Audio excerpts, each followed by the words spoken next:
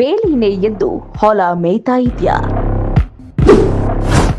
ಅಧಿಕಾರಿಗಳ ಅಂದರ್ ಬಾಹರ್.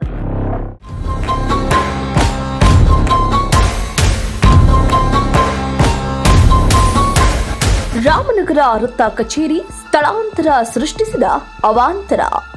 Kengeri satellite bus ನಿಲ್ದಾಣದಲ್ಲಿದ್ದ ಸರ್ಕಾರಿ ಕಟ್ಟಡದಿಂದ ಅಧಿಕ ಬಾಡಿಗೆ ನೀಡಿ ಖಾಸಗಿ ಕಟ್ಟಡಕ್ಕೆ ಕಚೇರಿಯನ್ನ ಸ್ಥಳಾಂತರಿಸುವ ಅಗತ್ಯತೆ ಏನಿತ್ತು? ಖಾಸಗಿ ಕಟ್ಟಡಕ್ಕೆ ಕಚೇರಿಯನ್ನ ಸ್ಥಳಾಂತರ ಮಾಡಲಾಯಿತು. ಆದರೆ ಕಚೇರಿಯ ಇಂಟೀರಿಯರ್ ಡಿಸೈನ್ ಹೆಸರಲ್ಲಿ ಲಕ್ಷಾಂತರ ರೂಪಾಯಿಗಳನ್ನ ಗುಳುಂ ಮಾಡಿದ್ರ ಅಧೀಕ್ಷಕ ಎಂಜಿನಿಯರ್ ಚನ್ನಕೇಶವ ಮೂರ್ತಿ ಮತ್ತು ಸಿವಿಲ್ ಎಂಜಿನಿಯರ್ ರಾಜ್ಕುಮಾರ್. ಬೆಸ್ಕಾಂನ ವ್ಯವಸ್ಥಾಪಕ ನಿರ್ದೇಶಕರಾದ ಶಿವಕುಮಾರ್, ಬೆಸ್ಕಾಂನ ಡಿಟಿ ರಮೇಶ್ ಅವರೇ ಈ ಕರ್ಮಕಾಂಡದಲ್ಲಿ ನೆಮ್ಮದೆಷ್ಟು ಪಾಲಿದೆ.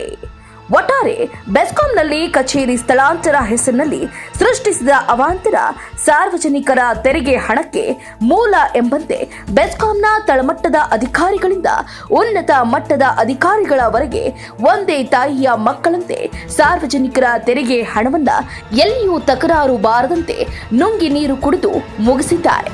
ಇದರ ಹಿಂದಿನ ಹುನ್ನಾರ ಏನು ಅಂತಂದ್ರೆ, ಗುತ್ತಿಗೆದಾರರಿಗೆ ಹಣ ಮಾಡಿಕೊಡುವುದು ಮತ್ತು ತಾವುಗಳು ಹಣ ಮಾಡಿಕೊಂಡು ತಮ್ಮ ಮೇಲಧಿಕಾರಿಗಳಿಗೂ ಹಣ ಮಾಡಿಕೊಡುವ ದುರುದ್ದೇಶದಿಂದ ಕೆಂಗೇರಿಯ ಸ್ಯಾಟಲೈಟ್ ಬಸ್ ನಿಲ್ದಾಣದಿಂದ ಗ್ರಾಹಕರಿಗೆ ತೊಂದರೆ ಆದರೂ ಪರವಾಗಿಲ್ಲ, ಕಚೇರಿಯನ್ನ 3 ಕಿಲೋಮೀಟರ್ ದೂರದಲ್ಲಿರುವ ಕೆಂಗೇರಿ ಉಪನಗರ ರಸ್ತೆಗೆ ಸ್ಥಳಾಂತರಿಸುವುದು ಸರಿ ಇಲ್ಲ.